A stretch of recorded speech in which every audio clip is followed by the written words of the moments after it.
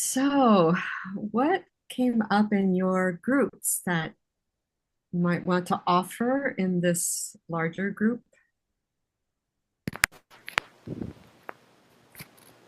Any any noticings, reflections, questions, curiosities?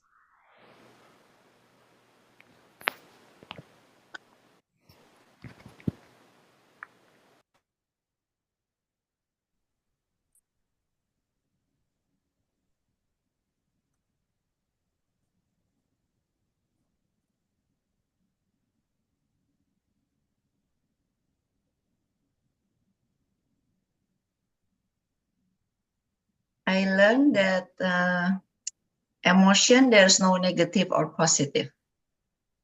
Because I always think that since I was a kid, if people is angry, anger is negative. So, but there's a statement here, there are no negative emotion or positive. Yeah. Yeah. Of I mean the language of emotions book is like I think a little over 400 pages. Which is, the reason I was like, no, we can't do that in these 6 weeks.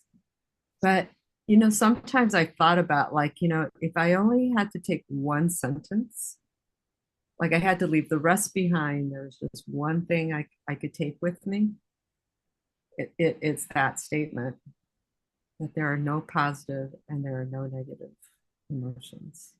Emotions are simply resources that are given to us. There are positive and negative responses and ways of working with emotions, um, consequences of how we don't work with them. But the emotions themselves, that there are no positive and there are no negative emotions. Yeah, it would be the one thing I would take away. Because it is like, I noticed in all the posts too that for almost all of us, that what Maria just said is like, yeah, that's what we were that's what we were all taught. And so this is like a foundational shift. This is like having the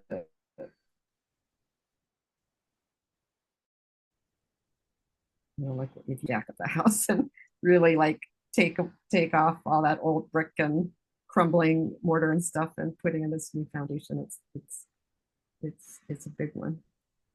So if emotion is no negative or positive, is it because of our response become negative or positive? Is it?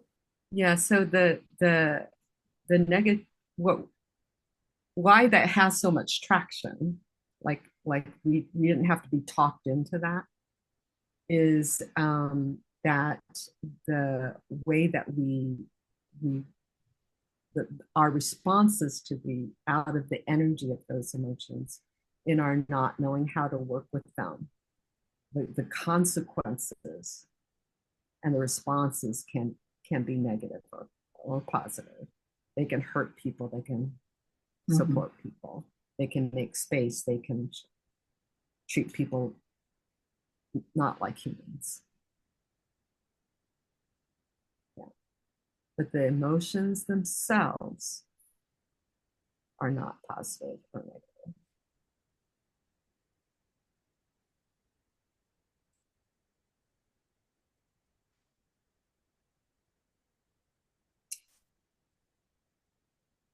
What else?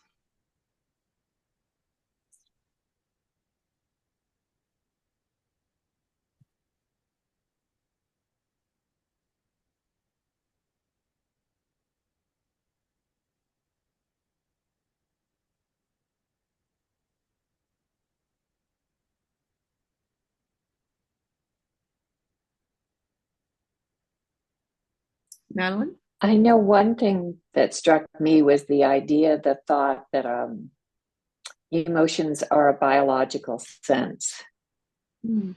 And and so I've really been thinking about that. And today I was just kind of laughing because I thought, well, that's nice, because some of our senses as we get older kind of, we need glasses or we need can't hear well. And I thought, but this is wonderful, because with our emotions, it can just expand and our lives, and we end up being able to see more and experience more. So Thank you. Yeah. Yeah. Carla said somewhere of like, you don't have a body, you don't have emotions.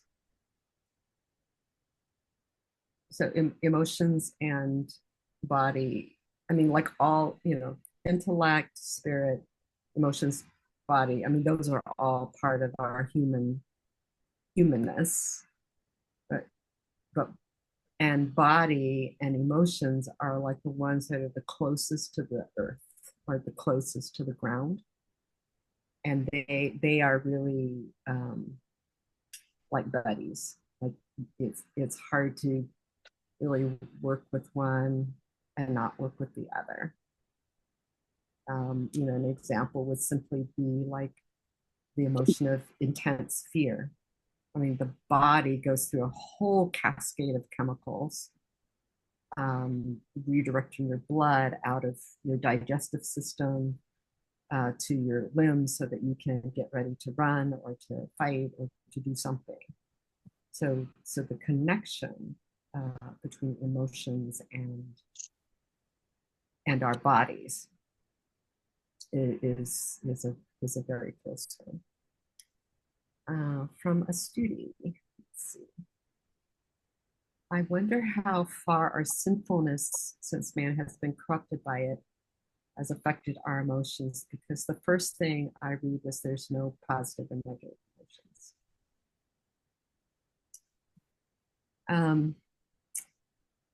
Yeah, I think this could get into like a theological conversation about like, so we were originally designed in the image of God. We designed whole and good. And did the fall corrupt that, so that the original goodness has been impaired? Or is the original goodness still intact and it has had all these layers of things glommed onto it that distorts it and makes it less accessible, but it's actually still there?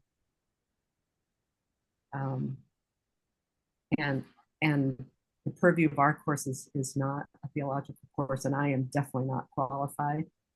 Um, I will offer you that, like Thomas Merton, um, he had a very profound encounter with God, and a place that he came to was that there is um, this nugget of gold. There is this essential gold goodness that is in all of us, that is like indestructible, that it is so substantive that it, it is still there no matter what happens, and that God is always at work to call us back to that. So, but certainly the sin is part of what causes us to lose connection with ourselves, with God, with others. And I think it is in that loss of connection that these responses to our emotions that end up being hurtful that is kind of where that arises from.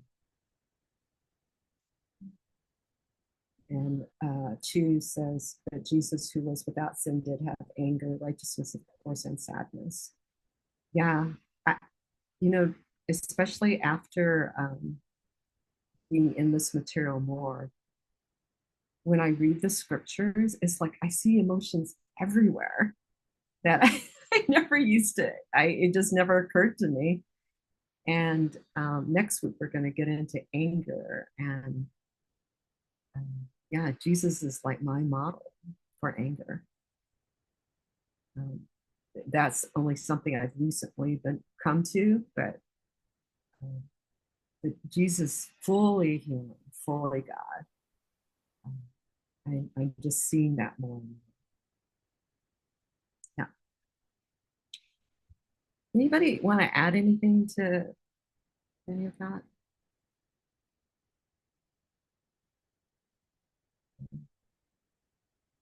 Joe says, before original sin, there was original glory.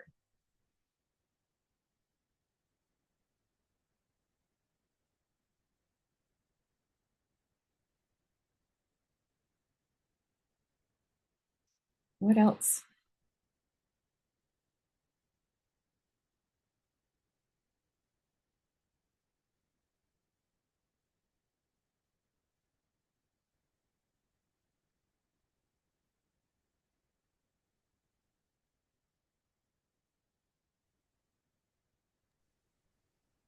Nina, I wonder Oh, about the sequence in this emotion is like anger, shame, fear, sadness, and then happiness.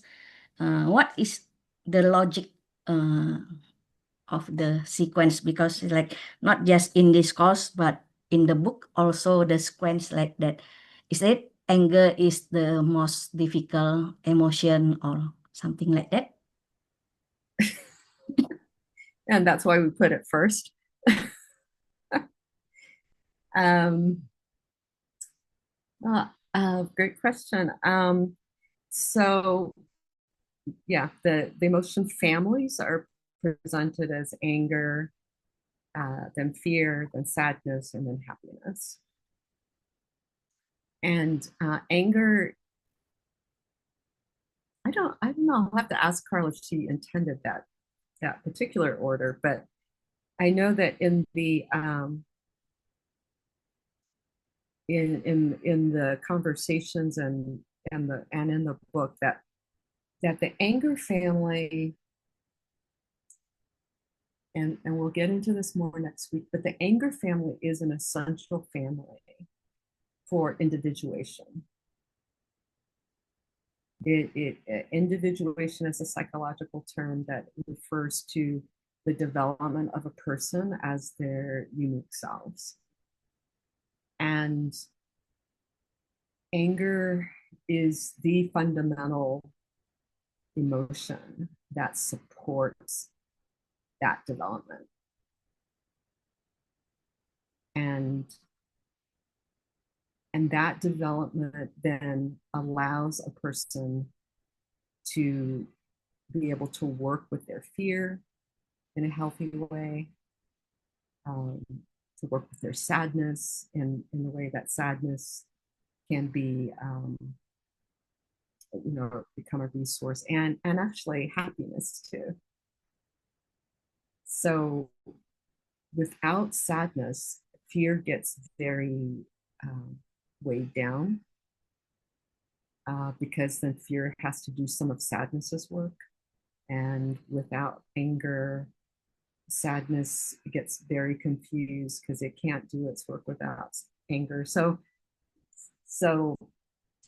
yeah, that it feels almost foundational in some ways in order to really work well with all the other emotions. At least in this framework, that's how it goes together.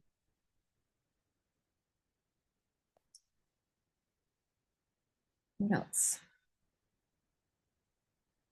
And we will get into that more as the weeks go by. Next week we'll do anger, talk a little bit about anger and its relationship with shame. and panic and deep fear. The week after that, when we're in the fear chapter, we'll talk a bit more about just, again, more how fear and anger, when they're both present, are just incredible partners and so forth. So, what else?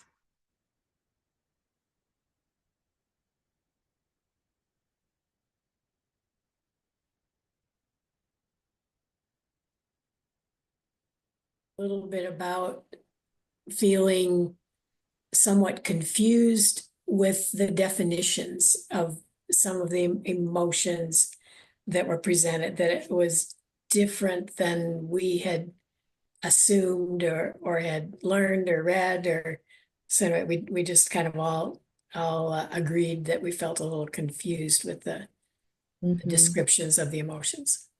Yeah, yeah.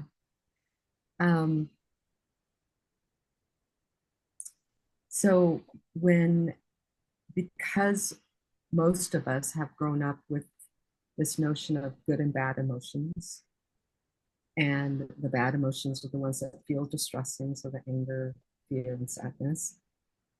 And so that really impacts how we think about those emotions, and what, how we respond to them. Are they problems?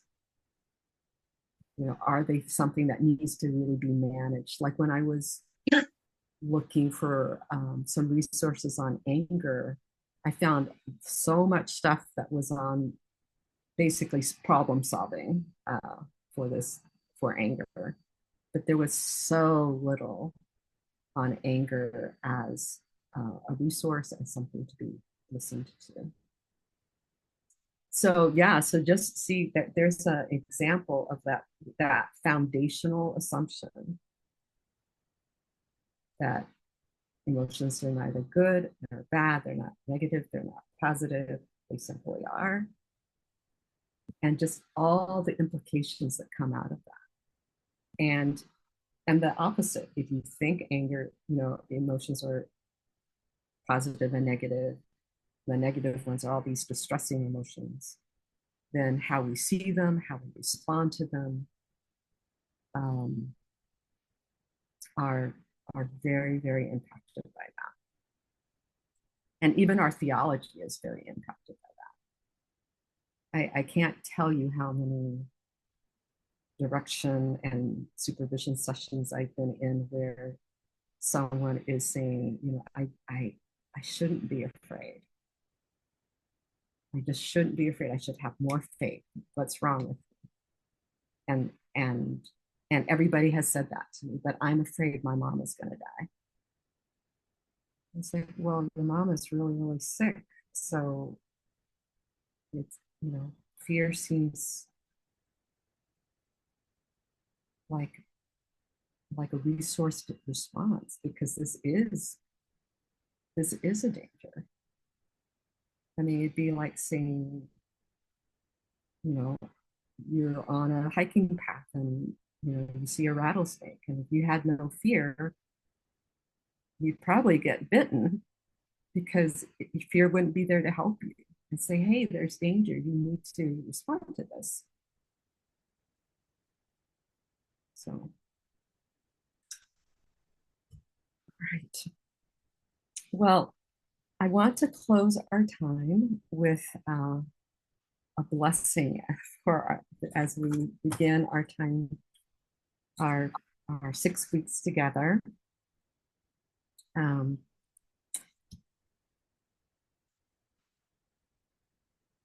And I just can't tell you enough how excited and so grateful to have you as companions on this journey.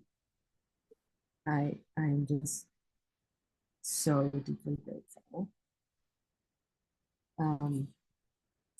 So receive this blessing, my dear fellow emotions companions,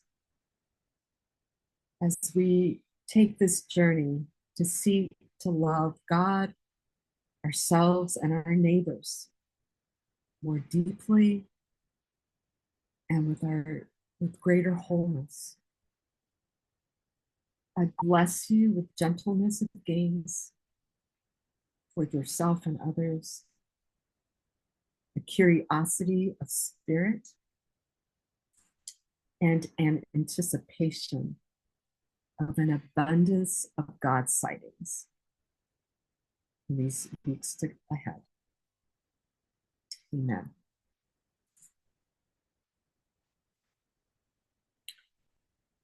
All right, everyone. I will see you next week on the forum and in the Zoom, and we will be on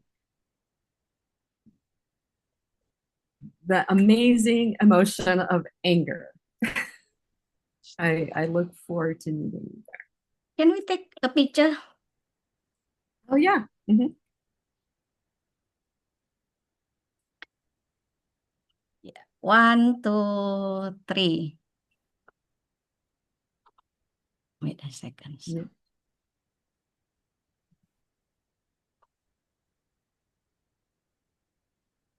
Were we all beautiful? I think so. Okay. Once again. Okay. Once again. Oh, you want 1, us 2. again? Once again.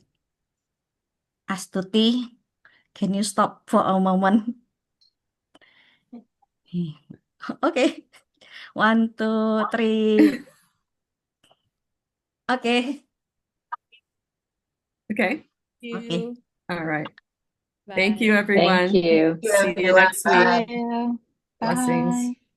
Bye. Bye.